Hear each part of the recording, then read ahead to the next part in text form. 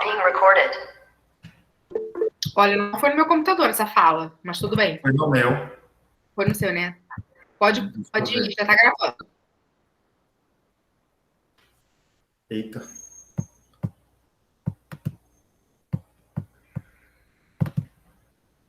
Tá aparecendo já. Só um pouquinho que tá tentando abrir aqui a tela inteira.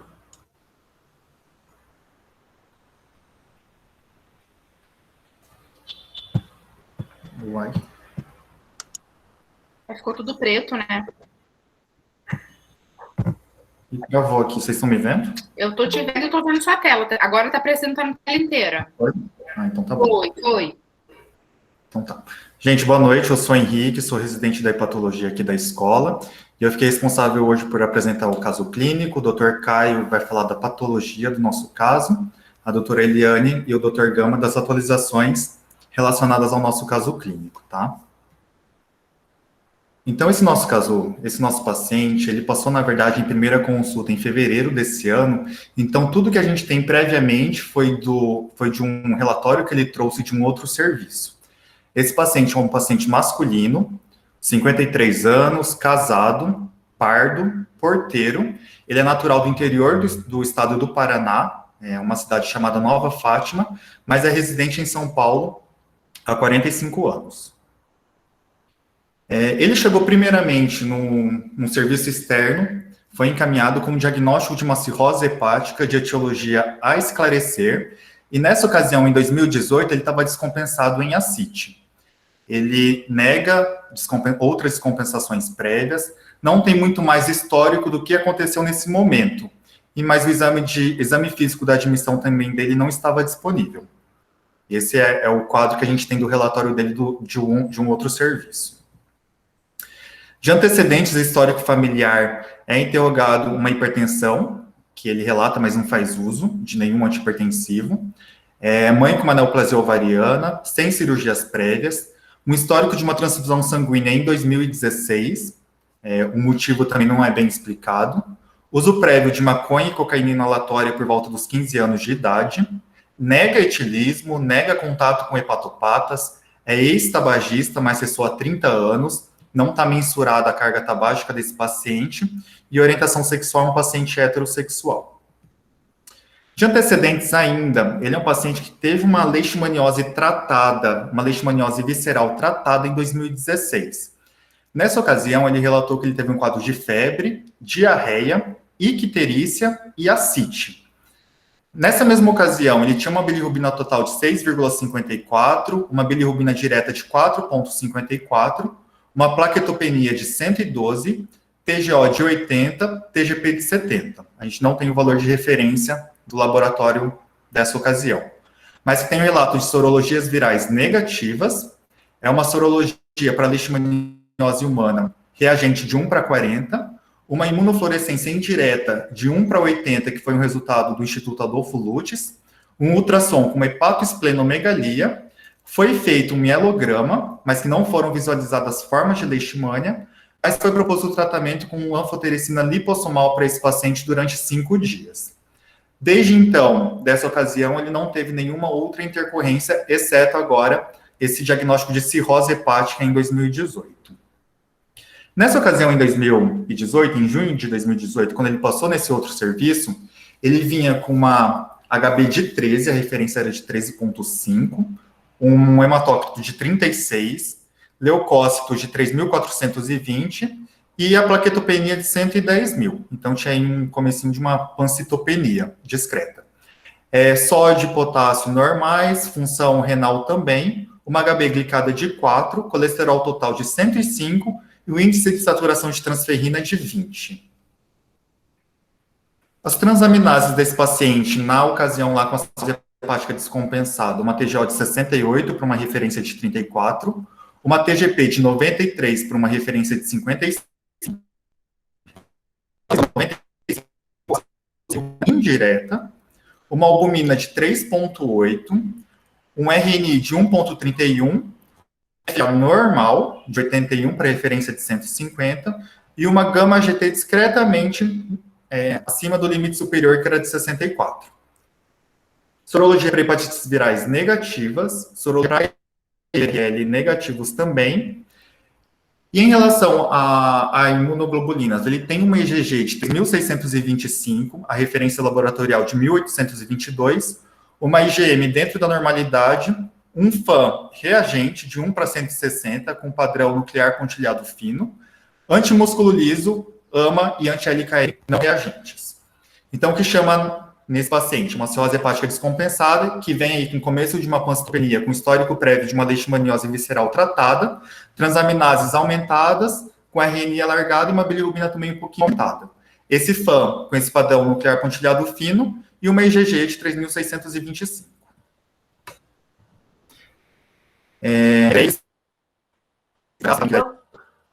Hipóteses diagnósticas e condutas, o que vocês sugeriam para a gente continuar essa investigação, na verdade, mais baseadas em laboratoriais e nessa cirrose descompensada, né?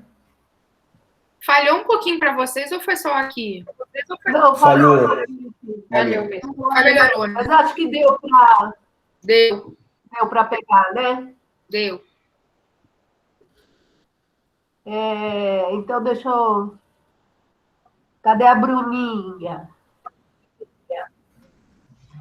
Estou aqui, doutora. Bruna, fala a sua opinião. Paciente que chega, então, com uma hepatopatia descompensada em ascite, com essa história que o Henrique contou, com esses exames laboratoriais que você viu aí, quais são as hipóteses diagnósticas que você faz? Tá. Essa descompensação que ele chegou, Henrique, em ascite, assim, ele chegou no hospital, no pronto-socorro com esse quadro, descompensado em ascite? Ou ele já teve prévio? Isso, foi. Não, foi a primeira descompensação dele. Uhum. Tá, sendo a primeira descompensação, aí precisa fazer uma paracentese diagnóstica, avaliar se não tem PBE, fazer uma ultrassom Doppler para ver se não tem uma trombose por via porta, para ver alguma causa dessa primeira descompensação dessa ascite. Fora isso, né, caso arte, a gente pensa em algum quadro que esteja descompensando isso, pode ser possivelmente... Ele estava ictérico? Não tem a descrição do exame físico, mas ele tinha essa bilirrubina total de 2,95, Bruna. Mas estava as custas de indireta, né? Mas, assim, com esse IgG, com esse FAM, eu não descartaria, apesar de ser homem, não descartaria uma autoimune associada, mas também tinha que pensar, sei lá, numa reativação de leishmaniose. Não sei, a princípio eu penso nisso, numa autoimune. Volta os antecedentes um pouquinho, Henrique. Ele estava fazendo uso de alguma medicação, Henrique? Não tenho relato nessa ocasião, mas eu acho que não. Nesse momento, não. Só tinha um histórico de que ele era hipertenso, mas que não tem descrito nenhum uso de antihipertensivo. Na verdade, eu falei errado. Nessa ocasião, ele não estava internado, tá bom? Ele foi encaminhado ambulatorialmente e estava descompensado em ascite. Não precisou ficar internado nessa ocasião. Tá, mas era primo descompensação mesmo, né? Isso, mas deveriam ter feito tudo isso que você falou, sim. Uhum. Henrique, da época da leishmaniose, tu não tens os exames, não, né? O laboratório dele da época dele. Não, professor. Não, a gente foi confirmando o serviço, a gente era isso aqui, não é? Só isso, Tá. Esse é de 2016, é da 16, época da leishmaniose. Perfeito. Tinha enzimas bem semelhantes Isso, às que ele tem agora, plaquetopenia também igual a que ele tem agora, né? Ele só estava ictérico e não estava descompensado em ascite, tinha só uma hepatosplenomegalia, né? Agora, doutor, o curioso é o padrão do FAM, né? Oi? O padrão do O FAM. padrão do FAM.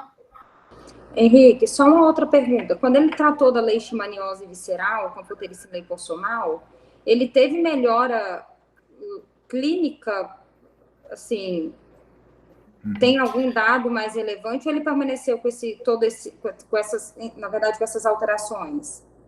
Então, Falzani, desse tempo que ele tratou a leishmaniose em 2016 a 2018, a gente não tem informação, tá? Mas não tem, assim, não tem escrito que não teve intercorrência durante esse período. Mas eu também não tenho nenhum exame laboratorial de 2016 até essa primeira consulta em 2018. Clinicamente ele ficou bem, mas não Sim. laboratorial. Isso, E deixa eu só fazer uma pergunta. Vocês têm leishmaniose aí em São Paulo? Porque para mim era mais interiorzão, né? Eu ia perguntar isso mesmo também, de onde que ele é. Ele é do interior do Paraná, mas estava morando em São Paulo há 45 anos. Ele tem 53, então ele veio assim por volta dos 8, 10 anos de idade, aqui para São Paulo. Só um detalhe, Henrique, que eu fiz essa pergunta para ele na ocasião. Ele, por mais que ele more aqui em São Paulo, nessa ocasião, em 2016, ele estava vivendo em Cotia. E ele disse que teve um surto de leishmaniose lá em Cotia nessa época. Ah, legal, doutora, obrigado. Esse paciente está acompanhando com a doutora Perla, tá, gente? Então ela vai me ajudar nos casos também. Doutora. Diga, Fê. Eu achei curioso esse fã dele, nuclear pontilhado fino, que ele não tem colestase, né, pra gente pensar numa CBP. Aí, sei lá, eu pensei numa possível autoimune também, além da reativação da leishmaniose, né? Esse IgG alto desse jeito. Mas esse padrão de Fancher não tem nada a ver com o CBP. Esse é o nuclear pontilhado fino. Ah, nuclear pontilhado fino. É nuclear verdade. Isolados. É um outro... Sim. Eu achei que eu tinha visto um Rzinho de reticulado ali, viajei. E quando é reticulado é citoplasmático. Confundi. Agora, Henrique, será que aquele caso, aquela história de 2016, né, era uma leishmaniose com apresentação aguda, e aí ele fez, né, o tratamento com a anfotericina B e curou, e aquelas alterações laboratoriais já eram de uma hepatopatia crônica, todo mundo provavelmente ali atribuiu que pudesse ser porque não é a história natural da leishmaniose visceral com aquela apresentação crônica, né, de febre prolongada, hepatosplenomegalia, hipoproteinemia, linfonodo. O baço é muito grande, né, na maioria das vezes. Eu estava revendo, inclusive, hoje à tardezinha, essa história natural da leishmaniose visceral, e é interessante como eles colocam que o prognóstico da doença, né, e o tempo de evolução da doença é diretamente proporcional ao tamanho do baço. Né? Então, baços maiores na leishmaniose visceral, doenças mais crônicas e mais arrastadas, né? E com comportamento, inclusive, mais grave. Porque aqui só fala ali, hepatosplenomegalia. Qual o tamanho desse baço? Né? Será que ele já tinha uma hepatopatia crônica, uma hipertensão portal, com aquelas alterações ali vistas no perfil hepático, e aquilo já era doença subjacente do fígado, que se misturou naquele momento com a leishmaniose, né? E ele curou, ele fez 5 dias de anfotericina B, pelo que consta ali no relato, né? Teve uma evolução muito boa e ficou curado. Né? E aí passou um hiato ali de 2 anos assintomático, quando ele descompensa, né, em 2018, e depois agora volta a descompensar novamente. Né? Isso. Professor, quando eu estava revendo esse caso, eu tive esse mesmo pensamento do senhor, se em 2016 ele já não podia estar fazendo aí um quadro relacionado mesmo a essa hepatopatia crônica. E aí, quando eu fui ver esse primeiro exame em 2018, que ele começa a ter uma queda de HB, que começa a cair, uma plaquetopenia, com esse FAN de 1/160 nuclear pontilhado fino, me lembrou muito o caso que a gente discutiu, de um caso do Seracho, do Dr. Edmundo, que o FAN pode vir positivo nos casos de leishmaniose visceral também. E aí, eu vendo esse primeiro caso, eu pensaria também numa reativação de leishmaniose. O Henrique teve uma pergunta aqui no chat. perguntando se doença parasitária pode fazer hipergama. Eu também fiquei com essa dúvida. Sim, Era isso que eu ia perguntar, da a eletroforese. leishmaniose visceral é uma das causas mais relevantes de hipergamaglobulinemia. Então, eles fazem uma proliferação policlonal de linfócitos B, e aí são hipergamas que são extremamente significativas. E por isso mesmo eles têm muita possibilidade de gerar imunocomplexos na circulação e gerar autoanticorpos, inclusive antimúsculo liso, antimitocôndria, anti-SM, antiperribossomal, uma série de autoanticorpos, né? Então, tem uma publicação antiga, eu estava levantando isso hoje à tardezinha, 1989, um jornal de imunologia que fez um levantamento de 29 pacientes com leishmaniose visceral e 14 pacientes com leishmaniose cutânea. Dos 29 com leishmaniose visceral, 83% tinham anti-SM, 80% anti-RNP, 36% SSA, que é o anti-RO, e 73% SSB, que é o anti-LA. Ou seja, então, eles criam um universo de autoanticorpos e são muito propensos a desenvolver essas respostas imunológicas com uma série de autoanticorpos. A Nayane, quando ela apresentou aqui aquele caso também, ela mostrou uma relação de fator reumatoide, FAN e uma série de outros autoanticorpos em pacientes com leishmaniose visceral, né? E aí eu vi um caso interessante, também um relato de caso, né, de um grupo, acho que é da Turquia, se eu não me engano. Uma paciente com leishmaniose visceral que mimetizava lúpus, né, positivou, inclusive, AMA-M2, né, tinha histologia semelhante de sobreposição de hepatite autoimune e CBP, trataram como, a imunossupressão piorou essa paciente, ela fez uma febre neutropênica, internou no serviço de infectologia, aí quando fizeram aspirado de medula, ela tinha as formas amastigotas da leishmaniose visceral. Na verdade, tudo era leishmania mimetizando esse complexo de doenças autoimunes, né? Então, essas doenças sistêmicas, elas geram esse estado de confusão, né?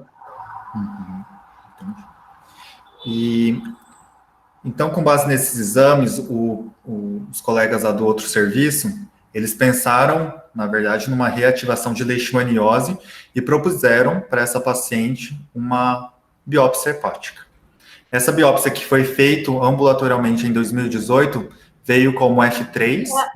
Não vamos ver essa, Henrique? Não, é outra, doutora. É outra, essa nós só temos laudo. Isso, só temos laudo, tá bom?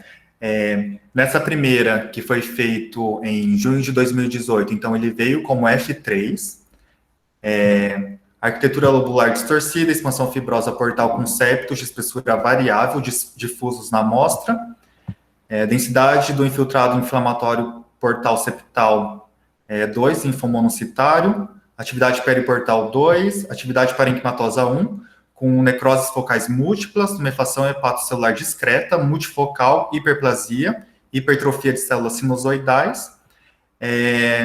Não foi encontrado nenhum processo granulomatoso e ausência de evidências morfológicas de leishmaniose ao HE. E aí depois saiu a pesquisa histoquímica de leishmaniose que veio negativa. Eu acho que aí é bom só ressaltar que a gente tem um quadro de hepatite com uma moderada atividade de interface, né? Acho que a gente já fica um pé um pouco atrás, né? Ver se não tem um outro componente aí a mais do que infeccioso. Né? Até a própria leishmania, nem sempre a gente vai ter uma lesão granulomatosa, né? Às vezes vai ter um infiltrado inflamatório, mais linfocitário, e a gente tenta procurar principalmente a forma mastigota. Às vezes tem um pouco de hiperplasia de células de Kupffer, etc. Mas às vezes a gente não consegue ver isso. Mas acho que esse laudo aí eu ficaria com o pé atrás em relação a essa atividade de interface. Perfeito. E uma outra coisa, Henrique, é que lá pensando em leishmaniose visceral, além de, obviamente, biopsiar o fígado, porque tinha critérios de doença hepática crônica, acho que o padrão ouro para a leishmaniose sempre é a medula, né? O melograma com pesquisa das formas amastigotas. Então, teria que ter sido, né, conduzido de tal forma. Vamos ao fígado, nós vamos à medula também, né? Porque no fígado nem sempre, como o Caio falou, você vai encontrar as formas amastigotas, né? Mas na medula, né, quem tem a experiência de identificar, né, encontra. Se não vê na primeira vez, na segunda está lá, né? A Ana, do Maranhão, colocou no grupo um tempo atrás, umas 4 semanas, um mielograma de uma paciente com leishmaniose visceral, que o primeiro mielo era negativo, no segundo estava lá as formas amastigotas, né, documentando o diagnóstico. Também tem uma pergunta para o Caio, como é que seria essa biópsia se fosse mesmo reativação? Eu teria ou uma forma granulomatosa, né, um granuloma mais portal, ou eu poderia ter um infiltrado linfocitário também, mais exuberante na parte portal, e às vezes ali na região periportal a gente tem uma hiperplasia de células de Kupffer, né, ou seja, mais macrófagos. Então aí que a gente consegue A voz está identificar mais... entrecortada, não estou escutando direito. Obrigada. Vocês estão me escutando normal? Sim. Sim. É aí que a gente consegue identificar a forma do amastigoto, né? Que é o que chama mais atenção para a gente pensar no quadro mesmo de leishmania. Às vezes, olho nu, a gente não consegue, né? Às vezes é um pouco difícil, porque são pequenos grânulos que a gente encontra no citoplasma, né? Que é a leishmania. Mas aí a gente pode complementar com a própria imunohistoquímica, que a gente confirma mesmo que é mesmo essa leishmania. Outra coisa que eu queria ressaltar nesse laudo é que a gente não tem nada de colestase, né? Uhum. Porque depois eu vou falar o meu laudo para comparar. Não tem nada nesse primeiro ainda não. E não fez mielo na época, Henrique? Não fez, doutora, só tem o de 2016, o mielo. Eu estou atrasado, mas eu prestei atenção em algumas coisas. Eu só fiquei na dúvida se esse tempo de tratamento de 5 dias é isso mesmo? Uhum. Eu lembro que usava o antimônio pentavalente, era quase um mês, não era? De 15 dias. Isso. Agora, ele fez a liposomal, se eu não me engano, é esse tempo mesmo. É porque ele fez anfotericina B. Isso. Mas daí faz diária? E não anticorpo, e não o antimonial pentavalente. A anfotericina B é dose cumulativa que você usa. Então, no máximo, pode fazer 50 miligramas por dia. E aí você vai acumulando até chegar a 2 gramas, 2,5 gramas. E a lipossomal, ela é 5 dias mesmo. Você faz o cálculo do peso e é só 5 dias. Que foi essa que ele fez. Exato. Isso. Thank you. Então, continuando aqui, e agora, com esse laudo, alguém teria alguma sugestão do que fazer, o que investigar, alguma hipótese, já que a gente não pensou, já que nesse laudo foi descartado leishmaniose? Acho que agora eu pensaria mais em hepatite autoimune mesmo. Depois daquele laboratório do FAM, o IgG, com é bem aumentado. Hepatite fácil. Tem alguém fazendo uma pergunta aqui. Posso falar, doutora Lúcia? Pode. O Emiliano está perguntando se o teste rápido para leishmaniose visceral, o RK39, poderia ajudar nesse momento.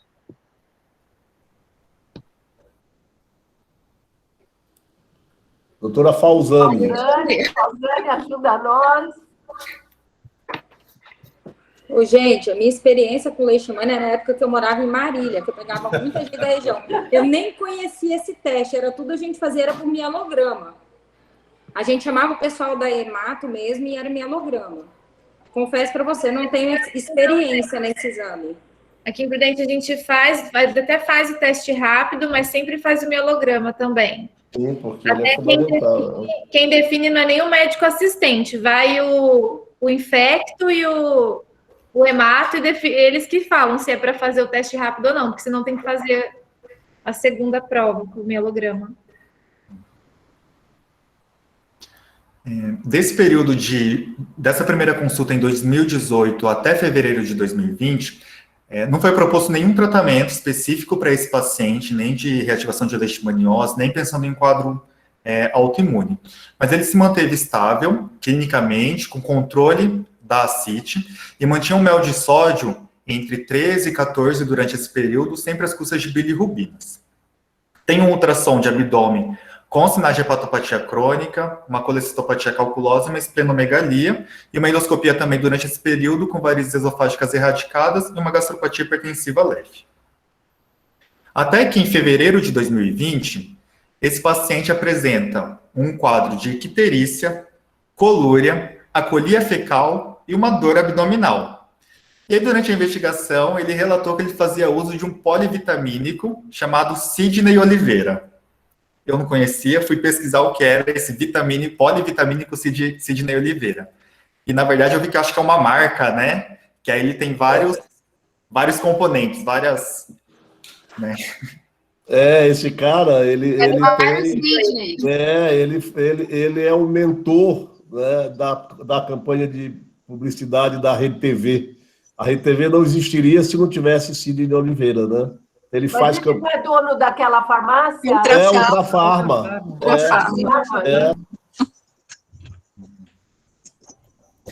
Então, quando ele internou aí em fevereiro, tinha essa história da icterícia, colúria, acolia fecal e uma dor abdominal, e o relato aí desse uso do Sidney Oliveira, mas que não foi especificado qual desses componentes aí que ele estava usando, tá bom?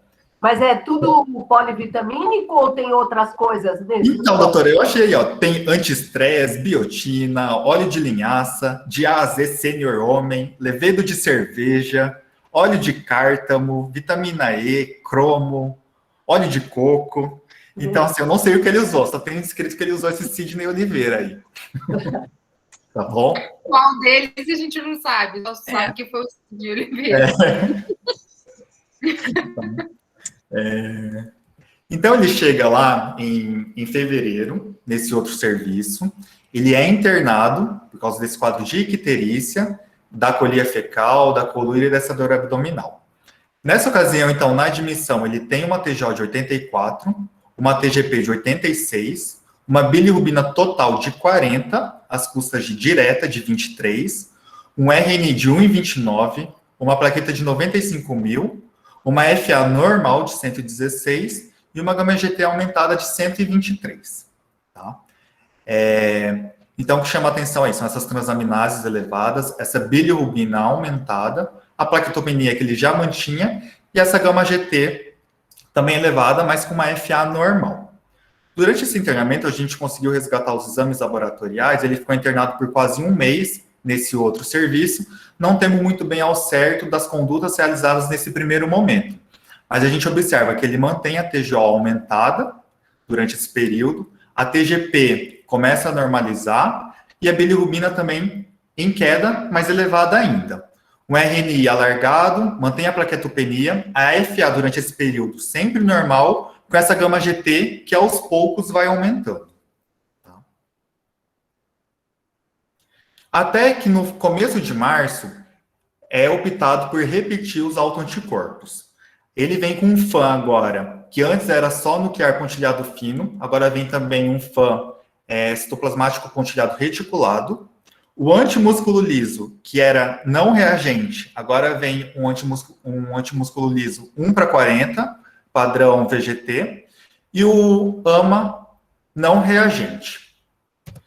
E agora, gente, com esse padrão de FAN, que antes era... Oi. Antes disso, a gente viu na imagem anterior que ele tinha uma litíase biliar, né? Ele tinha uma vesícula com cálculos, não tinha? Tinha, aham. E aí ele vem interna com um quadro ictérico, que não mudou muito as enzimas dele, mas com dor abdominal. Isso. Você tem imagem dessa época aí? Porque eu acho que a hipótese principal aí seria uma complicação, né? Dessa litíase biliar dele. Não, doutora, a gente não tem a imagem, eu acabei esquecendo de colocar, e tem uma colangio-ressonância desse internamento também, que ele acabou fazendo mais para frente, tá bom? Mas o que está descrito aqui da colangio-ressonância é uma colecistopatia calculosa, hepatopatia crônica, esplenomegalia e linfonodosmegalias em hilo hepático. É o que temos descrito, tá? E não tinha dilatação de via biliar. Sem descrição de dilatação de via biliar nem nada. E não tinha ascite nessa época aí? Nessa época, não. Eu pensei a mesma coisa da doutora Lúcia, uma doença, um cálculo biliar aí que migrou, talvez, porque ele não mexeu nada nas transaminases, né? Pra gente pensar em outra coisa. Quer dizer, aumentou um pouco, mas, sei lá, para pensar numa hepatite medicamentosa, por esse, não sei o que ele usou, né? Esse negócio tem 500 mil coisas que pode ser, o Sidney, alguma coisa aí. Mas... E esse perfil de autoanticorpos mudaria o raciocínio, doutora Maria Lúcia?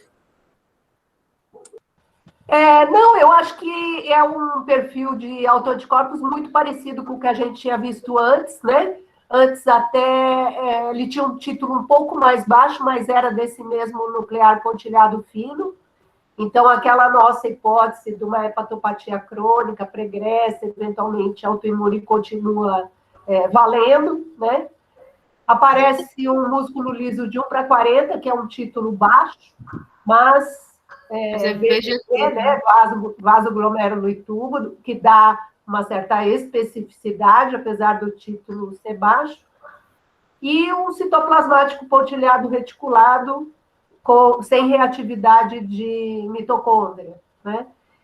Então, acho que mantém a mesma hipótese que a gente tinha feito antes e que não conseguiu descartar, ele poder ter uma eventual hepatite autoimune, já, quem sabe, como disse o Gama, de repente até pregressa antes daquele quadro de leishmaniose. Agora, o que me chama a atenção é que uma hepatite autoimune não explica um quadro assim, de agudização, com dor abdominal, bilirrubina que vai lá para 40.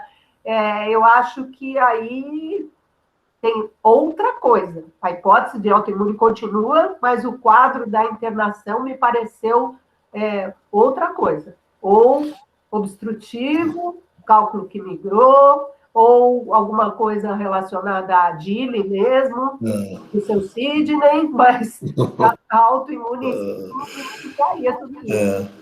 Porque, inclusive, chama atenção, ele tem muito mais bilirrubina do que enzimas canaliculares ou aminotransferases, né? Ou seja, as aminotransferases se comportam semelhante ao que era antes, a gama-GT sobe um pouquinho, mas a fosfatase está ali quietinha, e ele faz muita bilirrubina. Exato. Como se tivesse ali, como se fosse alguma coisa ligada à droga, né? A DILI mais provavelmente, né? Do que, porque chama mais atenção isso. Agora, só para tirar uma dúvida aqui, eu estava vendo aqui, o Ministério da Saúde recomenda a utilização do teste rápido, né, com antígeno RK39, dentre os métodos para o diagnóstico da leishmaniose visceral. Mas ele deve ser feito sempre em conjunto com o mielograma, né, que ainda é o padrão ouro para o diagnóstico. Só para responder a pergunta do... Então, nessa ocasião, lá no outro serviço, como esse paciente tinha um relato desse uso desse polivitamínico Sidney Oliveira, eles acabaram interrogando uma DILI também, tá bom? Nesse primeiro momento. E aí, durante esse período, dando continuidade aos exames laboratoriais, no começo de março do ano passado, então, ele começou a ter... ele foi submetido a uma segunda biópsia hepática, que é o que o Caio fez a revisão de lâmina, e aí introduziram, em algum momento durante esse período, aí a gente não tem uma data bem certinha de introdução da medicação, então ele foi submetido a uma nova biópsia hepática e foi introduzido prednisona, 60 mg dia, eu acho que pensando no quadro de hepatotoxicidade, e optaram por introduzir Ursacol na dose de 13 mg quilo dia para esse paciente, durante esse período. Eita. Só uma observação, porque no relatório que ele traz para a gente é exatamente como se tivesse entrado tudo ao mesmo tempo. Mas depois, até conversando com as meninas que estavam acompanhando esse paciente durante a internação lá no Hospital Brigadeiro, a Marília até que tinha me falado que na verdade eles entraram inicialmente com o corticoide, como só com o corticoide ele não estava tendo uma resposta adequada, sem melhora laboratorial e clínica, aí por isso depois eles, num segundo momento, entraram com Sacol, não sei exatamente em que intervalo que foi isso. Mas sempre pensando em DILI. Primeiro eles focaram realmente nessas hipóteses, tanto de algum quadro obstrutivo, já que ele teve, né, o quadro de dor abdominal, icterícia, por isso fizeram a colangio-ressonância. A colangio, na época, não tinha mostrado nenhum sinal obstrutivo, dilatação de vias biliares, nada disso, só realmente sinais de uma doença crônica. E aí, em segundo momento, eles questionaram o DILI, até por essa história desse complexo vitamínico, que ele não soube dizer exatamente qual que era, né, o que tinha. E aí, então, pensando nessa hipótese, eles tinham entrado até com o corticoide e programaram a biópsia hepática, assim que possível. Mas o contexto da biópsia já em uso do corticoide? Sim. Só? Sim. De medicação, isso aí. E o Ursacol? Aí eu, sinceramente, eu não sei exatamente qual foi a data que foi iniciada, né? Tanto o corticoide e o Ursacol, se já estava com o Ursacol ou não, mas pelo que eu entendi, o corticoide já tinha sido iniciado. E aí, então, é introduzido a PRED e o Ursacol durante esse período, que eu consegui ver pelo relatório. E aí, tem essa colangio-ressonância, que foi a que eu falei. Vesícula anormal muito estendida, com cálculos no seu interior, sinais de hepatopatia crônica, uma esplenomegalia. Tá? Que foi o que ele acabou fazendo depois.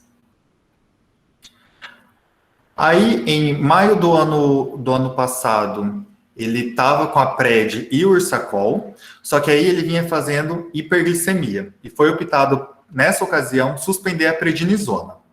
No que suspende a prednisona, ele volta depois, fazendo só uso, então, do Ursacol em outubro do ano passado, ele volta a ter um aumento de transaminases. A TGO, que era de 17 na vigência de PRED, vai para 61,94, a TGP, que era de 30 na vigência de PRED, aí sem a PRED vai para 88 e 115. E mantendo aí a bilirrubina de 1,85, 2,72, com FA e gama-GT, que em queda depois da introdução do Ursacol. Tá? Então, até aí ele não tinha feito outra biópsia ainda. Ele fez, a segunda biópsia foi nesse período, doutora, em março do ano passado, quando pensaram na DILI. Foi em março do ano passado. Então, ele estava com corticoide. E o Ursacol. E talvez o Ursacol. Isso. E aí faz a biópsia. Isso. Tá. Mas aí é introduzida a medicação, a PRED, ele responde a PRED e ao Ursacol. Aí ele acaba vindo para a gente agora, na primeira consulta, em fevereiro desse ano, que foi optado nessa primeira consulta em manter o Ursacol e reintroduzir a prednisona. Tá? Esse aqui são os exames que a gente introduz o Ursacol e reintroduz a prednisona e o Ursacol nesse período aqui. E ele volta, então, na consulta do dia 17 de fevereiro, com melhora já com queda das transaminases. Em abril ele volta aos valores normais dessas transaminases. E a gama-GT também volta ao normal com o uso do Ursacol. Ele tem... Só um detalhe, desculpa te interromper, só um detalhe. Ele fala que por conta dessa dificuldade de pegar o Ursacol na farmácia, ele, desde fevereiro, estava sem o Ursacol, então ele ficou só com o corticoide. Tá? E o ano passado, qual dose de corticoide que ele manteve? Porque ele começou com a 60. Depois ele manteve que dose de corticoide? Foi retirado rapidamente e aí ele, dentro de, no máximo, 2, 3 meses, foi totalmente retirado o corticoide. Ele ficou sem corticoide de outubro até fevereiro. Eu acho que é melhor a gente ver logo essa biópsia de março do ano passado para facilitar aqui o nosso raciocínio dessas medicações, né? Porque está... a gente não está direito, né? O suspende, reintroduz, manter o Ursacol, enfim. Acho que é melhor a gente ver a biópsia para conseguir entender aqui. E afinal, qual o diagnóstico? Então era isso agora. Agora ia ser a biópsia mesmo, a intenção. Só chamar atenção aqui para a IgG dele, tá bom? De 4.052, 3.247, com IgM menor. E aí, Caio, qual o diagnóstico, afinal? Doutor Gama, antes dele falar, qual é o seu diagnóstico? Ajuda a gente, Caio. Doutora Lúcia, eu olhando o caso da forma que o Henrique mostrou, eu acho que naquele momento ele fez, possivelmente ele fez uma leishmaniose, sim, né, visceral, uma apresentação aguda, deu aquela piorada, mas aquelas alterações dos testes hepáticos, assim, se a gente olhar daqui para trás, aquilo já era uma doença hepática crônica. Veja, inclusive, que aquela esplenomegalia que é mencionada lá em 2016 permanece aqui, né, e descrita no ultrassom feito agora recente, agora em 2020. Então, para mim, ele já era um paciente com uma doença hepática crônica. Se a gente olhar a biópsia feita em 2018, ele já era um E3, né, já tinha ali esboço de nódulo, inclusive. Ele não progrediria em 2 anos, 2016 a 2018, para um quadro de um F3 ou F4, né? Que doença levaria ele a essa forma galopante de fibrose, né? Então, para mim, ele já era um hepatopata crônico. Teve uma intercorrência infecciosa que foi o calazar, né? Ficou nesse ato de 2 anos sem tratamento, e sorte dele, né, ter ali mantido, não ter feito nenhum flare ali de agudização, porque ele ficou sem remédio durante 2 anos. E quando a gente olha, né, o que foi feito em termos de tratamento, né, ele é sensível ao corticoide. Né? Ele é sensível ao corticoide. As enzimas vão caindo devagarzinho e normalizam. Quando tira o corticoide, ele sobe, né, as aminotransferases. Então, ele tem ali uma agressão inflamatória, responsiva a corticoide. E se a gente pega e olha para esse histórico, junta ali o FAM, com aquele padrão nuclear pontilhado fino, o antimusculinismo, mesmo como a senhora já falou em título de 1/40, mas naquele padrão vaso, glomérulo e túbulo, né, ele ganha muita especificidade aí para juntar esse pacote e a gente pensar na possibilidade de uma hepatite autoimune nesse homem de 50 e poucos anos de idade, 54 anos de idade, em que em algum momento faz um componente colestático, mas mais com gama-GT do que com fosfatase alcalina, né? Porque a fosfatase é 1,3 vezes o limite superior do normal, e mais gama-GT. Então, por enquanto, eu ficaria satisfeito com essa visão, né? Eu acho que a questão da DILI, a gente se perde ali no meio do caminho depois, porque ele progride, né, evolui, responde a corticoide, faz mais do que 6 meses de corticoide, quando tira, ele volta a fazer a elevação de enzimas hepáticas. Não é o comportamento da DILI, né? Recrudescer doença na retirada do corticoide, né? Isso lembra mais a autoimunidade. Então, se o Caio for generoso conosco, ele vai mostrar aí histologia compatível com hepatite autoimune. Eu chequei no LiverTox, realmente polivitamínico acho que é improvável em si, basicamente só existe associação em relação à vitamina A em altas doses e a vitamina B3, que é a niacina em si, mas em polivitamínicos é improvável que cause hepatotoxicidade em si, as demais são todas, não existem relatos assim bem consistentes, né? Perfeito. Professor, o senhor pensaria em sobreposição, porque foi levantado em algum momento com o uso do Ursacol e aquele citoplasmático pontilhado reticulado. Aí a obrigação da gente é sempre colocar essa possibilidade diagnóstica, né? Pensar em sobreposição, mas aí a gente vai encontrando algumas dificuldades aí, né? Um homem com hepatite autoimune e CBP juntas, já cria uma dificuldade maior aí do ponto de vista epidemiológico, né? Mas, né, tem lembrar, né, a gente fala muito do citoplasmático pontilhado reticulado, ele é uma luz vermelha, exatamente, igual presença do exatamente. Mas ele, em absoluto, não é um marcador de CBP. Exatamente. Então, ele é um achado que pode ser... Ele também não tinha colestase, né? Outras hepatopatias. E da mesma forma que, se ele tivesse um AMA, né, também a gente não poderia, né, ficaria mais forte a ideia da sobreposição, Mas a gente tem que lembrar que o AMA está positivo em até 13% dos pacientes com hepatite autoimune, sem que haja expressão histológica de doença biliar, né? Exato. Então, Será que foi por isso que foi e é entrado? por isso que... Mas então, essa indicação do Ursacol ficou meio aleatória, não ficou? Eu também Vou entendi. uma biópsia, né? Para ver se tem algum substrato. É verdade. Porque a gente não viu ainda. Mas a biópsia é desse momento da indicação do Ursacol? Na verdade, a biópsia agora é uma revisão. Uma Então, biópsia de outro serviço. né? O Ursacol é desde o ano passado. Isso. Porque foi dado um laudo externo. Naquela época tinha só bilirrubina super elevada e GGT, né? Elevado, só isso. E as transaminases um pouco elevadas. Exato. Agora é revisão. Então, vamos lá.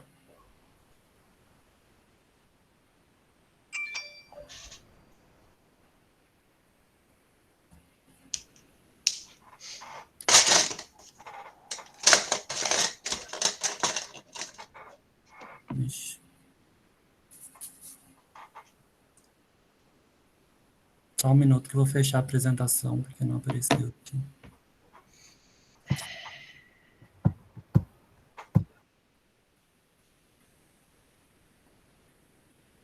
Agora dá para tirar foto, viu? Voltou aquele negócio dos videozinhos um do lado do outro, dessa atualização nova do Meet, no final, se vocês quiserem. Então, vamos lá. Então, em relação a essa biópsia, o material que eu recebi para revisão, então, em relação à reticulina, então, a primeira coisa que chama atenção é uma biópsia ruim, tá? Em relação à representação de parênquima e principalmente de espaço porta, é muito mínimo, né? A gente vê até mesmo uma biópsia mais representada, às vezes, por músculo do que mesmo por parênquima, tá? Então, a gente já tem uma dificuldade aí. Em relação à reticulina, né, tanto maçom reticulina, o que chama atenção é que a gente já tem uma doença crônica já instalada, né? Se a gente perceber aqui, a gente tem formação de septos e até mesmo a formação e o esboço de um nódulo, né? Então, aqui, comparado com aquela biópsia inicial, eu concordo com eles que, por enquanto, é um F3, tá? De 2018 para agora, do estadio é mantido como F3. Só lembrando que minha amostragem é mínima, né? Às vezes a gente pode estar mesmo no contexto de uma cirrose instalada, só que a amostragem aqui ela é pequena, está prejudicada. Então, no menor aumento é isso, né? Vocês verem que é uma amostragem um pouco representativa, mas o que chama atenção. Então, a gente tem resquício aqui de parênquima hepático, né? E essas áreas chama atenção mais um infiltrado. Praticamente a gente tem perda, né, de parênquima aqui, a gente tem perda de hepatócitos, né? Então, em algum momento, eu tive alguma destruição lobular e eu já tenho um pouco de colagenização dessa área. Quando eu olho esse infiltrado, né, a gente vê que tem uma característica linfocitária, mas chama muita atenção a quantidade de plasmócitos, né? Então, consigo identificar plasmócitos aqui, tá? Deixei até como infiltrado com predomínio de plasmócitos. Janine, olha o plasmócito. Então, a gente vê uma quantidade bem considerável, né? Mesmo ele tratando de lipona, a gente ainda vê uma quantidade significativa de plasmócitos. Aqui é outra área dos espaços porta completos, eu até comentei com a doutora Perla, de conseguir contar de 2 a 3, né? Então a gente tem uma amostragem muito ruim. Mais dos que estão presentes, a gente vê esse infiltrado, né? Então a gente tem plasmócitos consideráveis. Olhando então outras áreas, a gente vê que esse infiltrado, ele se estende da interface, né, para a interface, começa a envolver a interface, então a gente vê que tem essa atividade, e aproveitando essa figura aqui, a gente vê que tem até uma atividade regenerativa hepatocitária, até mesmo querendo formar uma pseudo-roseta. Tá? Aqui outra área que a gente vê que tem uma atividade, né, que a gente vê que o infiltrado ele sai do espaço porta, ele se dirige e começa a envolver os hepatócitos da interface, né, chama atenção que a gente vê plasmócitos, né?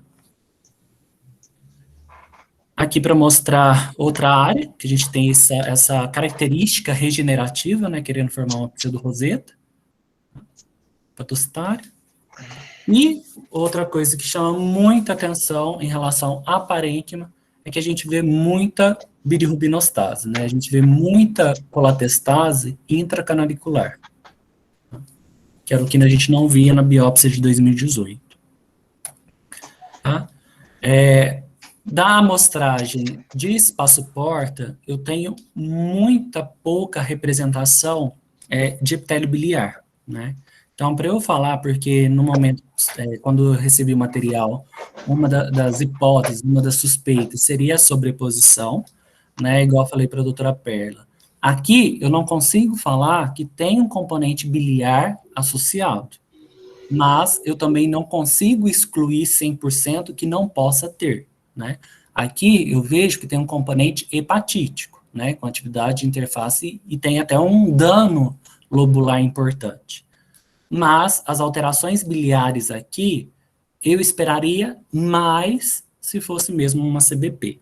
Porém, eu tenho pouca representação portal. Tá? Então, eu deixei como uma hepatite crônica, com moderada atividade de interface, com importante componente lobular e colestase. De estadio, eu deixei 3, infiltrado inflamatório portal, deixei 3, atividade periportal, periseptal, 3, e atividade parenquimatosa, 2. Ai, cumpri a nota. A nota eu favoreci natureza autoimune, favorecendo a hepatite autoimune. Então, a nota final. Muito bom. Pronto.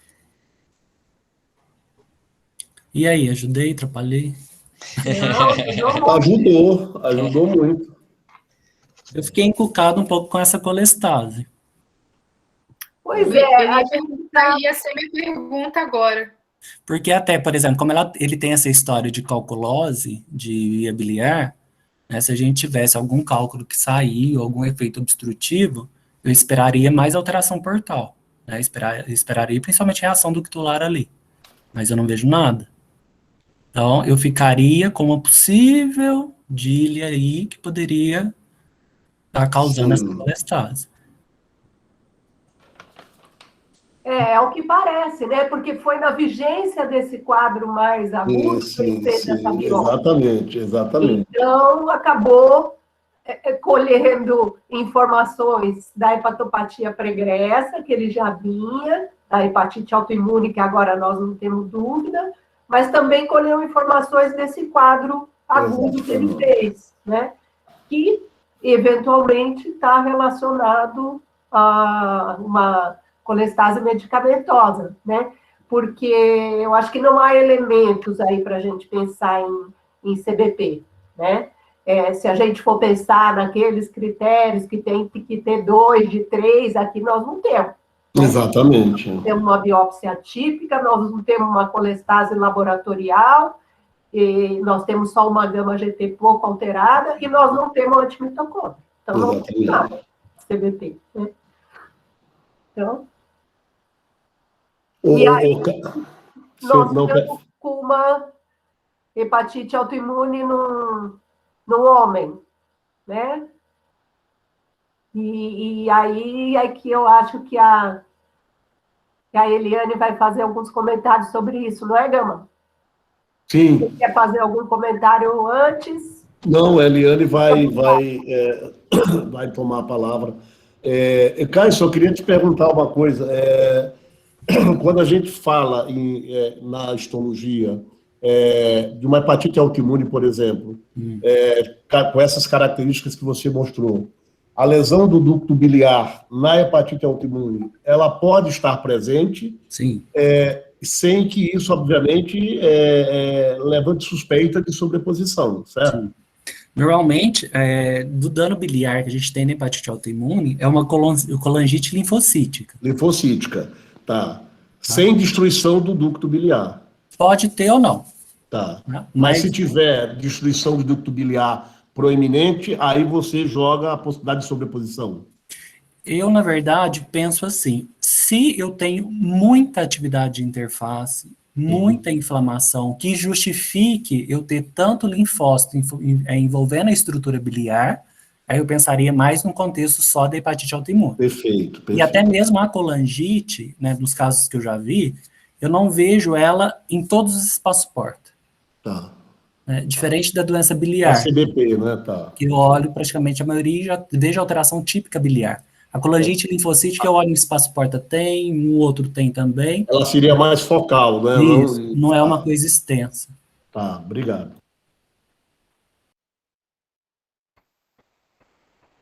Bom, hoje eu estou aqui só para os colegas do Henrique, do Dr. Gama e do Caio. Dr. Caio também, então... Eu tô vendo os casos de Prudente, hein? Ah, é? Vamos trocar uma ideia, então. Ó, o que eu vou trazer é só algumas informações aqui gerais e epidemiológicas da hepatite autoimune e trazer alguns questionamentos para a gente. Eu fiz uns slides só para guiar o pensamento.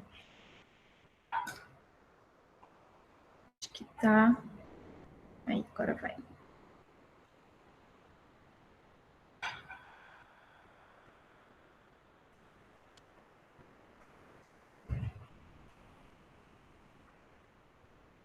Tá aparecendo, né? Sim. Tá.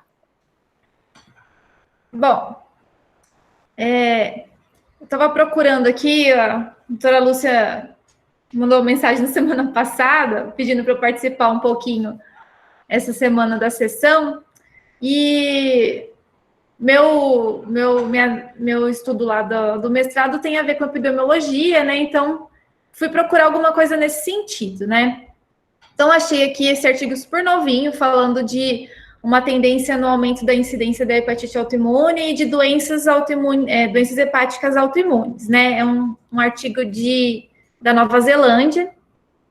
E ele mostra aqui, ó, que nos casos deles, lá que eles avaliaram em 3 períodos, eles perceberam que foi aumentando o número de casos, né? De 2008 a 2010, 2011 a 2013, 2014 a 2016. Então, entre os homens foi aumentando o número de casos, assim como nas mulheres. Claro que sempre um predomínio aí no sexo feminino, como a gente já sabe.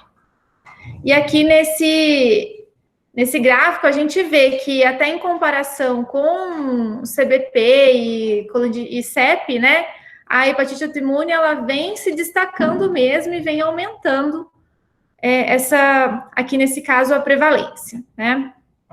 E aqui a incidência também, nesse mesmo sentido aqui com o passar dos anos. E aqui, esse outro estudo falando dos fenótipos, né, clínicos da hepatite autoimune, mostra aqui também, principalmente aqui eu chamo a atenção para a prevalência até relativamente alta, né, de 42,9 casos em cada 100 mil indivíduos, lá no Alasca, e essa descrição aqui, ela é comentada em alguns outros artigos também, que é uma coisa que chama muita atenção na literatura. Mas também comenta lá da Nova Zelândia e da Dinamarca, que tem uma, no pódio aqui, fica em segundo e terceiro lugar, com mais ou menos 20 e pouquinhos casos a cada 100 mil habitantes. Lá no Reino Unido, eles tentaram avaliar outras coisas que podiam influenciar nessa incidência, nessa prevalência, e até a latitude entrou na jogada. Então, dependendo da qual latitude você está do globo, isso pode influenciar na incidência de casos de hepatite autoimune. Achei isso daí uma novidade, não sabia. No Japão, eles também estão se preocupando com isso, notando também que está um aumento da incidência de hepatite autoimune da forma aguda, mas isso também pode ser um aumento aí da preferência do pessoal que está estudando um pouquinho mais, ó. O pessoal lá da Turquia está aumentando o número de papers aqui que eles têm estudado sobre a hepatite autoimune e doenças hepáticas autoimunes. Mas, nesse contexto geral, a gente está vendo mais hepatite autoimune, então vamos tentar ver se isso tem alguma coisa relacionada com o sexo, né, com o gênero do paciente. Aqui nesse relato aqui das disparidades na lista de transplante, notou-se então que realmente existe um maior número de mulheres esperando para transplantar em relação aos homens, e que, levando em consideração doenças hepáticas autoimunes, elas também estão ganhando aqui na frente, né, de 5% para 2%. E aí levanta a questão, né, a gente sabe por que muitas doenças autoimunes têm preferência pelo sexo feminino, e tem esse artigo aqui que eu achei o título bem bonito, né, que fala de autoimunidade e o fígado feminino. Nesse artigo aqui, esse é de, deixa eu ver a data, 2009, ele também fala, né, da influência genética, do sexo, da idade, do ambiente, na hepatite autoimune, e ele fala sobre que nas mulheres, então, provavelmente tem níveis mais elevados de anticorpos, tem ativação mais evidente aí de células T, principalmente isso também é observado, por exemplo, nas mulheres após a vacinação. Essas mulheres, elas têm em números absolutos mais elevados de CD4, ela tem níveis mais elevados de citocinas TH1 que os homens. O estrogênio in vitro, a princípio, ele parece que aumenta a produção de citocinas TH1 pelos linfócitos T, enquanto eles são observada uma diminuição na presença do androgênio. E voltando a falar daquele artigo lá, Autoimunidade e o Fígado Feminino, ele fala justamente sobre isso, dessa influência, né, hormonal nessa cascata imunológica. E nesse artigo que eu tinha comentado agora também fala que, além de fatores genéticos, o sexo feminino e tudo mais, né?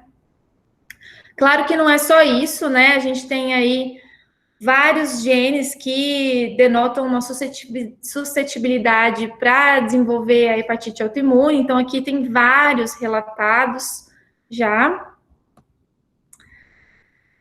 Mas, apesar disso, da gente saber que a mulher sempre foi denotada como o gênero que vai desenvolver mais a doença autoimune, mais a hepatite autoimune, talvez o jogo está virando. Notaram também, num artigo recente de 2019, que houve um aumento da prevalência, um aumento da tendência de uma prevalência de homem para mulher. Então, assim, parece que está aparecendo mais casos de homens com hepatite autoimune. Então, aqui ele mostra, ó, ele não fala só da hepatite autoimune, né, fala das doenças hepáticas autoimunes, mas falando aqui do nosso assunto principal, que em 2004 ele tinha uma relação aqui de 1 para 6,9 e agora está de 1 para 4,3. Então, isso é uma coisa que chama atenção, né? E aí, será que isso influencia na doença em si, na hepatite autoimune? E esse dado comparando a hepatite autoimune em homens e mulheres é bem escasso na literatura. Em geral, só fala assim, é mais em mulher, ponto. Não compara como que é essa evolução, para a gente saber se, né, às vezes a gente tem que ter alguma atenção diferente, apesar de ser mais raros os casos em homens, talvez a gente tenha alguma coisa para prestar atenção que a gente não está sabendo ainda, né? Bom, esse artigo aqui é um artigo até relativamente antigo, de 2008, e aí ele fala que, e ele faz justamente isso, ele compara os homens e as mulheres com hepatite autoimune. Nesse artigo ele mostrou, então, que a média de idade, os homens eram um pouco mais jovens, estavam aí na média de 39 anos, enquanto as mulheres 49 anos. E assim, são homens e mulheres que foram seguidos num período de tempo parecido, né? Aqui comparando também as idades, denotando aí que a idade dos homens era um pouquinho mais jovem mesmo que a das mulheres. Aqui só está mostrando que era um grupo relativamente homogêneo, comparando homens e mulheres. Então, se a gente olhar aqui os valores dos exames, eles eram bem parecidos. O que chamou a atenção, na verdade, foi que a presença do HLA-B8, ele foi muito mais evidente, né? Ele chamou mais atenção no grupo dos homens, aí chegando a 74% dos homens, enquanto ficou só em 38% das mulheres. O gene HLA1 também foi um pouquinho mais prevalente nos homens, 63% do que nas mulheres, e o DR3 também.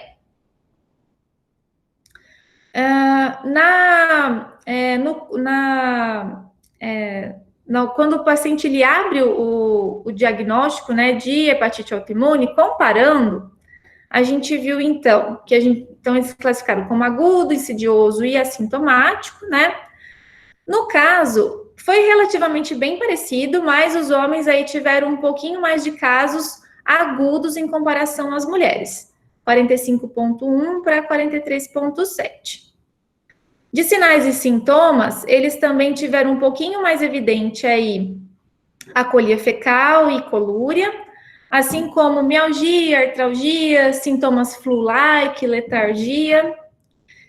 E só que eles também apresentaram menos sangramento de HDA, né, hemorragia digestiva aorta. E não tiveram nenhum caso relatado de encefalopatia. Na histologia, na apresentação da doença, eles tinham, entretanto, um pouquinho mais de biópsia já na apresentação inicial com cirrose, chegando aí 38,8%. E no follow-up, também mantém essa prevalência, né? E aqui, eles tentaram avaliar se, no segmento desses pacientes, eles tiveram alguma melhora nessa biópsia. E os homens ganharam de novo aqui. Então, no segmento, houve melhora da biópsia nos homens em 87,9%, enquanto nas mulheres, 79,2%.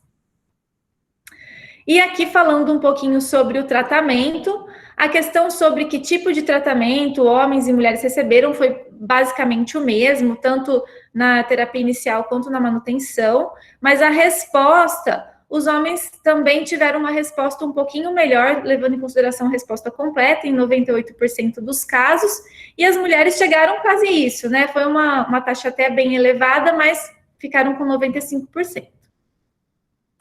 Os homens, porém, tiveram uma recaída mais evidente, em 71,4%, nessa tentada de retirada da medicação, enquanto as mulheres foi só 55%.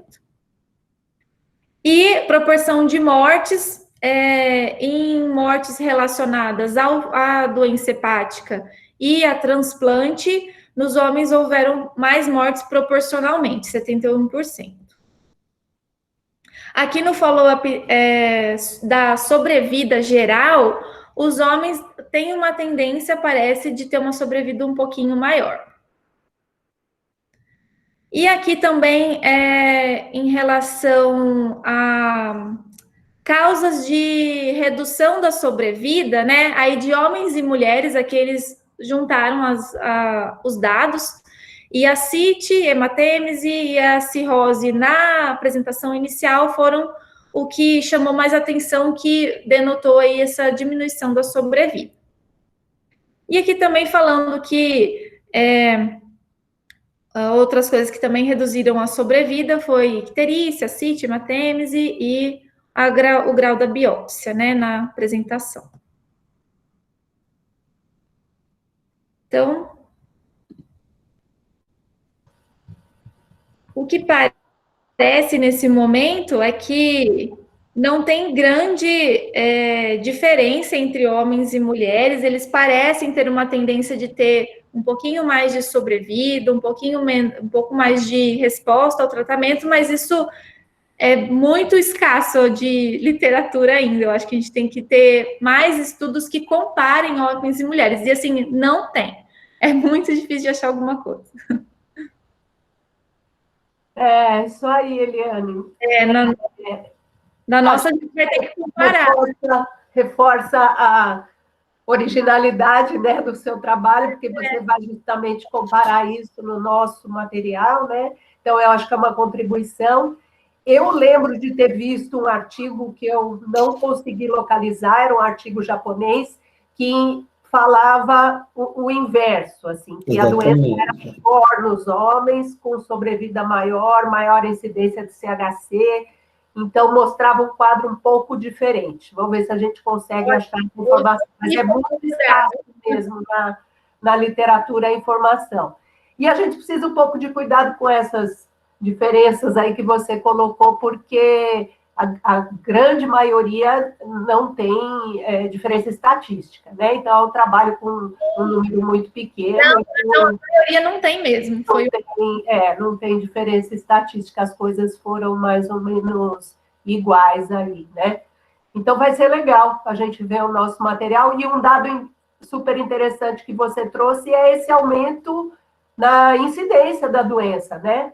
A gente está com o ambulatório lá sobrecarregado de hepatite autoimune. Está certo que teve esse movimento do Brigadeiro, que é um certo bias, né? Porque veio um monte de gente assim, mas é muito paciente com hepatite autoimune. A gente não via isso antes. E você mostrou ali uma estatística que está quase deixando de ser doença rara, né, Gama? Está com 42,7, para 100 mil, então está quase deixando de ser uma doença rara e passando a ser uma doença frequente, comum, né? Legal. Agora, uma coisa que eu achei, eu não vi na menção aí do teu trabalho, quer dizer, da tua revisão, quando a gente olha a hepatite autoimune de homens e a hepatite autoimune de mulheres, é claro também perceber que as associações com autoimunidades, seja essa autoimunidade do fígado ou fora do fígado, é mais comum nas mulheres do que nos homens, né? Eles têm menor associação com outras autoimunidades. Sim. Mas eu também, assim, das coisas que eu já tinha lido, eu tinha a impressão de que homens tinham uma repercussão da doença mais agressiva, né? Inclusive, quando o Henrique falou que esse paciente tinha uma colestase, assim, e a colestase, na verdade, é mais histológica do que bioquímica, né? Os homens também fazem mais hepatite autoimune colestática, né? Quando você compara a apresentação, eu acho bonito quando os artigos colocam assim, hepatite autoimune é uma doença de muitas faces, né? Fica uma coisa bonita, assim, você vê, então, os fenótipos clínicos da hepatite autoimune, então, os fenótipos que são típicos e os fenótipos que são atípicos, né? E aí, quando você olha para esse padrão de hepatite autoimune versus colestase, é uma apresentação que não é comum, mas quando a gente olha, se a gente lembrasse, inclusive, da prática clínica, a gente vê mais nos homens lá no ambulatório do que nas mulheres, né? E a gente tem mais dificuldade, às vezes, desses homens terem resposta clínica do que as mulheres também. Então, esse trabalho me trouxe uma informação que era contrária àquilo que eu já tinha lido. Homens respondem menos, homens têm mais... Colangite esclerosante, fala que também tem uma tendência a degenerar mais para HCC, né, que eu vi, acho que colangite biliar primária, nos homens. Mas as informações vêm todas meio juntas, assim. Porque quando você pega, por exemplo, o fator racial, você também muda muito a história natural da hepatite autoimune, né? Você pega, assim, por exemplo, os americanos, que são, obviamente, né, os norte-americanos que são negros, eles têm mais cirrose no momento do diagnóstico do que os norte-americanos brancos, né? Quando você compara, por exemplo, os japoneses, a idade é mais tardia, né, e a doença é mais leve, né? Então, assim, quando você olha para o fator racial, muda muito o comportamento da hepatite autoimune. Também, né? também. Mas muito legal. E aí uma coisa que o Henrique estava falando a respeito teve ali o FAN, citoplasmático putilado reticulado, e que poderia ter um AMA e não ser CBP, né? Tem um artigo que eu nunca tinha lido essa denominação, eu achei interessante ele chamar de sobreposição sorológica, né? Quando você tem o anticorpo da outra doença, sem nenhuma marca laboratorial ou histológica dessa doença. Então, aquilo que você tem de anticorpo antimitocôndria na hepatite autoimune, que é só hepatite autoimune, ali seria, né, uma overlap laboratorial sem que houvesse doença clínica, né, da CBP ou histologia da CBP. Então, essa denominação de sobreposição sorológica fica bonita para a gente usar a partir de hoje. Né? Não, isso é uma sobreposição sorológica. Vamos adotar, vamos adotar. Exatamente. E a conduta? O que vocês acham desse Ursacol? Ele ainda está com ele, Henrique? Ou tirou? Como é que está o tratamento atual? Foi suspenso o Ursacol na última consulta dele em maio. A gente estava aguardando o resultado dessa biópsia. Ele volta agora com a gente no final de junho. E a programação mesmo, durante a investigação ambulatorial, é que fosse realmente uma hepatite autoimune. Foi suspenso o Ursacol e estava na programação de introduzir a azatioprina a depender do resultado da biópsia. Então, mas a Perla já tinha contado que ele já estava também há 2 meses sem Ursacol e já continuava melhorando, né? Exatamente, até por isso a gente tinha definido, vamos deixar suspenso, né, o Ursacol e observar, aguardando o resultado da biópsia, definir se a gente iria estar dando a continuidade na imunossupressão dele, né, priorizando o tratamento aí com imunossupressor. Corticoide, ele também não está?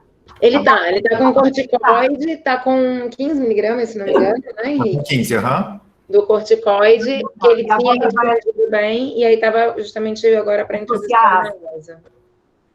Ele vai poder continuar com os polivitamínicos, o doutor lá, ou troca de marca, ou troca melhor não, né? Mas será que também não teve outra medicação? Porque o doutor Raul estava dizendo aí que era difícil, que ele botou Livertox, não é isso?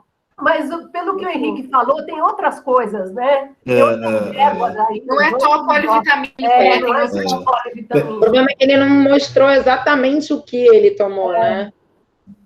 Ficou no grupo fatores ambientais associados à hepatite autoimune, que saiu no Table of Contents da Liver International essa semana. Maravilha. Um estudo americano de fatores ambientais. Interessante. Eu tinha pego ontem, por coincidência, eu não sabia que esse era o assunto de hoje. Eu vou pôr no grupo. Muito bom.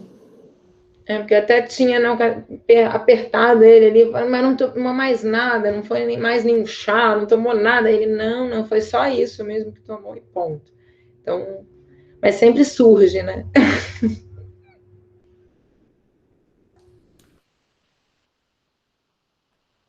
Muito bom. Muito bom. Bem legal esse caso. Um homem com hepatite autoimune, que teve lá a sua leishmaniose, provavelmente aguda, e depois... Assim que eu vi a leishmaniose, eu falei para o Henrique, Henrique, tem um caso para você.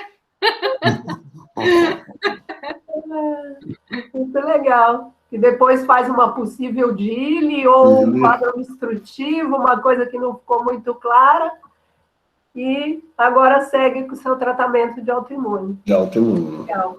E é um padrão da DILI do Dr. Moacir, né, doutora Maria Lúcia? Exatamente.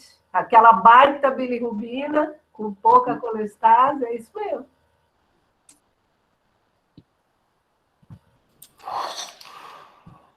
Aquela coluna de ressonância que ele fez, Henrique, foi logo no início da internação. Você lembra? Você lembra, doutora Perla? Porque às vezes... Ele internou em fevereiro, ele acabou fazendo essa coluna que tem relatado em abril. Não foi tão próximo assim, não. A gente ficou sem saber mesmo se podia ter sido uma obstrução ou não, né? Porque se tivesse sido muito tempo depois, também não ia ter nenhuma alteração mesmo. Mas ele, até o que eu tinha... Eu falei Marília, mas é Mirella, confundi. Até tinha conversado com a Mirella, ela falou que realmente ele ficou bastante tempo internado e aí por isso que reviraram ele do avesso. Eu não sei nem dizer se essa colanjo não teria sido já uma segunda avaliação por imagem, que a gente acabou não tendo nenhum laudo prévio, entendeu? Mas porque ela disse que ele tinha sido já revirado, visto vários exames e tudo, não tinha visto nada de alteração a princípio aí da via biliar, mas como não estava tendo melhora, e por isso que eles fizeram essa colange.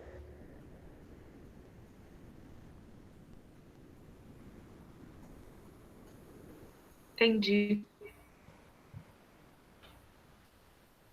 Muito bom. Mais alguma coisa, gente?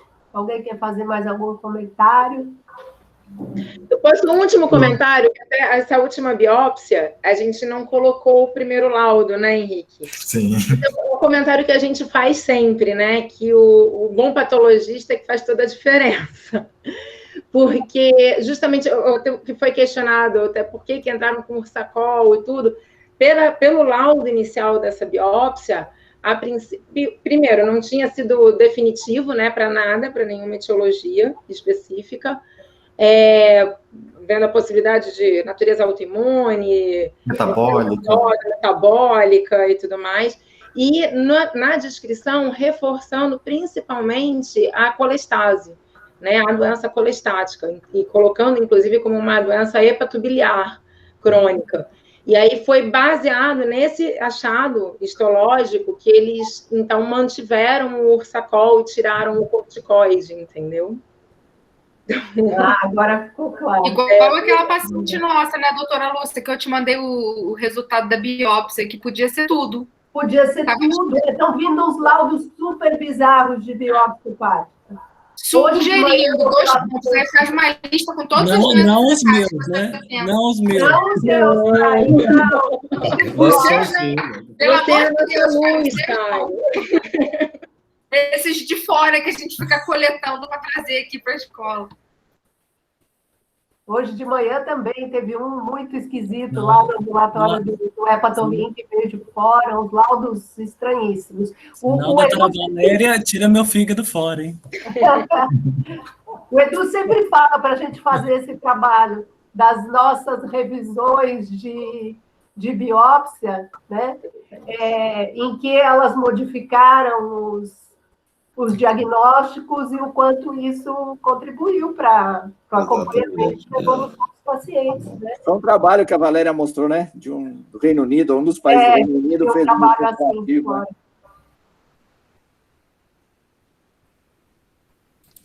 Agora, por que o doutor Edu está sem... resolveu fechar a câmera dele hoje na sessão e não apareceu nunca, só a voz? Está de pijama. Ei, doutor Edu? Cabelado. Falando. Estou confundida.